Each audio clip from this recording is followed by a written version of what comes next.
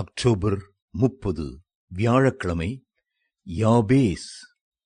அவன், அதாவது யாபேசனுடைய தாய், நான் துக்கத்தோடே அவனை பெற்றேன் என்று சொல்லி அவனுக்கு யாபேஸ் என்று பெயரிட்டாள். 1 நாளாகமம் 4:9. தன் துக்கத்தை ஜெபத்தினால் சந்தோஷமாக்கிக் கொண்ட ஒரு மனிதன் தான் யாபேஸ். கர்த்தர் ஜெபத்தை கேட்கிறவர் மட்டுமல்ல, அதற்கு பதில் அளிக்கிறவரும் கூட என்பதை நிரூபித்தவர்தான் யாபேஸ். தன் துயரங்கள் துன்பங்களையெல்லாம் தேவ பலத்தோடே கூட துடைத்தெறிய வேண்டும் என்று திட்டமாய் தீர்மானம் செய்தவர்தான் யாபேஸ். நம்முடைய ஆண்டவர் பட்சபாதம் உள்ளவர் அல்ல. அப்போஸ்தலர் நடபடிகள் 10:34.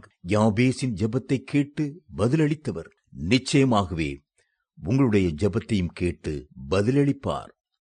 உங்களுடைய துக்கம் சந்தோஷமாய் மாறும். உங்களுடைய கண்ணீர் ஆனந்த களிப்பாய் மாறும்.